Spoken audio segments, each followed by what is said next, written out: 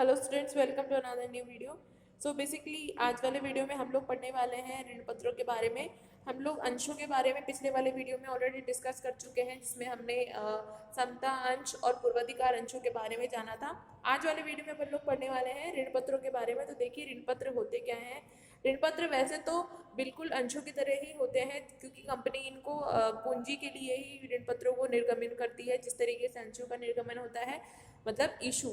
तो उसी तरीके से ऋण पत्रों को भी कंपनी कोष जुटाने के लिए इशू करती है। तो देखिए, ऋण पत्र क्या होते हैं? दीर्घ अवधि पूंजी स्रोत एकत्रित करने का महत्वपूर्ण स्रोत है। दीर्घ पूंजी मतलब 5 साल से ज्यादा के लिए अगर आपको पूंजी चाहिए तो फिर आप ऋण पत्रों का निर्गमन कर सकते हैं। पब्लिक में आप ऋण पत्र निर्गमित कर सकते हैं। तो एक कंपनी ऋण पत्र जारी कर कोष जुटा सकती है, जिन पर स्थिर दर से ब्याज दिया जाता है। देखिए, जिस तरीके से पूर्वाधिकार अंशों पे जब हमने बात की थी, तो उसमें हमने देखा था कि वहां पे एक निश्चित दर से लाभांश दिया जाता है। लाभांश का मतलब लाभ में से हिस्सा उन्हें दिया ही जाएगा। लेकिन जब अपन ऋण पत्रों की बात करते हैं, यहाँ पे स्थिर दर से ब्याज दिया जाता है।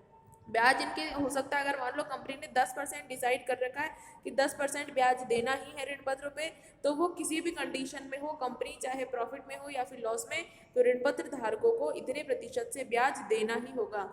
ये यहाँ पे बात बोल दी कि ऋण पत्र क्या है, कोष जुटा सकती है और स्थिर दर से इनको ब्याज दिया जाता है। जितना ब्याज इनका निर्धारित है वो ब्याज कंपनी को इनको देना ही पड़ेगा।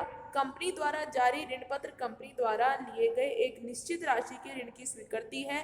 निश्चित राशि के ऋण की स्वीकृति का मतलब कंपनी ये स्वीकार कर लेती है कि हाँ, हमने आपसे ऋण लिया है और भविष्य में हम आपको इसका भुगतान कर देंगे। तो कंपनी क्या है? ऋण पत्र एक निश्चित राशि के ऋण की स्वीकृति है और भविष्य में भुगतान का वचन भी देती है और समय समय पर ब्याज भी देती रहती है।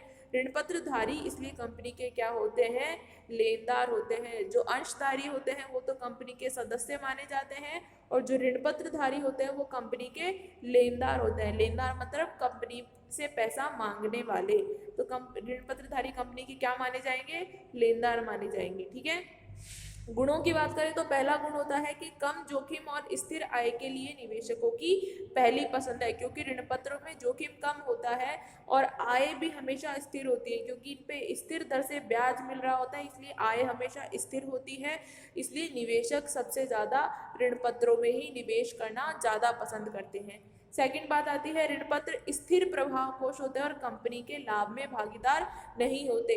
जिस प्रकार अंशधारी कंपनी के लाभ में अपना हिस्सा रखते हैं, उन्हें समय समय पे लाभांश का भुगतान किया जाता है, लेकिन ऋण पत्रधारियों को लाभांश का भुगतान नहीं किया जाता। इनको ब्याज का भुगतान किया जाता है, वो भी स्थिर दर से। तो इसलिए ये कंपनी के लाभ में कोई हिस्सा नहीं रखते हैं। तो ये बात समझ में आई। ऋण पत्र स्थिर प्रभाव कोष के होते हैं और कंपनी के लाभ में भागीदार नहीं होते।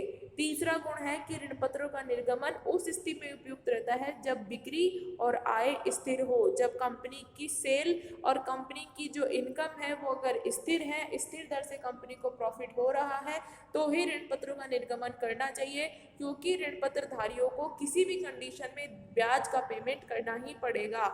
अगर कंपनी की बिक्री और आय स्थिर नहीं है तो फिर कंपनी उनको ब्याज का पेमेंट नहीं कर पाएगी और फिर उनपे कुछ लीगल इशू भी हो सकते हैं। इसलिए जब तक कंपनी की बिक्री और आय स्थिर नहीं होती, ऋण पत्रों का निर्गमन नहीं करना चाहिए। तो कौन सी स्थिति में उपयुक्त रहेगा? जब बिक्री और आय स्थिर हो।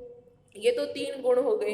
फिर अपन बात करते हैं सीमाओं की। तो पहली सीमा है कि ऋण पत्र चूंकि स्थिर भार विलेख होता है। स्थिर भार विलेख का मतलब स्थिर दर से ब्याज का पेमेंट करना ही पड़ता है, इसलिए कंपनी पे हमेशा भार बना रहता है ऋण पत्रधारियों का। चाहे कंपनी लाभ में हो या फिर हानि में, उनको तो ब्याज का पेमेंट करना ही है। इसलिए कंपनी पे हमेशा बर्डन रहता है कि हमें ब्याज का पेमेंट करना ही है। सेकेंड पॉइंट है कि यदि ऋण पत्र शोध्य है तो वित्तीय कठिनाई की अवधि के समय भी कंपनी को निर्धारित तिथि तक उनके भुगतान के लिए प्रावधान करना होता है। कि कंपनी चाहे किसी भी कंडीशन के अंदर हो, कठिनाई की अवधि में भी हो, तो भी कंपनी को उनके जो भुगतान का प्रावधान है वो तो करना ही होगा। उनको जो ब्याज का भुगतान करना है वो तो करना ही है। तीसरी बात आती है कि प्रत्येक कंपनी को निश्चित ऋण लेने की क्षमता होती है, इसलिए ऋण पत्रों के निर्गमन से कंपनी की और आगे ऋण लेने की क्षमता कम हो जाती है। कंपनी की एक निश्चित रेट होती है, एक फिक्स रेट होती है, वहां तक ही सीमा तक वो लोन ले सकती है, इससे ज्यादा लोन नहीं ले सकती।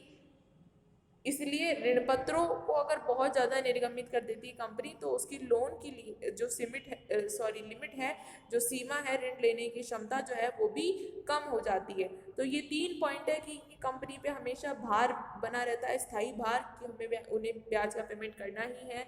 दूसरी बात है कि सौदे हैं और वित्तीय कठिनाई की अवधि के समय भी कंपनी को उनके भुगतान के लिए प्रावधान करना ही होता है।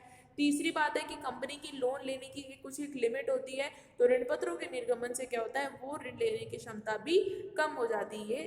3 लिमिट थी। और ऋण पत्रों के बारे में ज़्यादा अपने को डीपली जानने की इतनी ज़्यादा ज़रूरत होती नहीं है, क्योंकि ऋण पत्रों को बहुत कंपनियां कम इशू करती हैं। समता अंशों और पूर्वाधिकार अंशों को कंपनी ज़्यादा इशू करती है।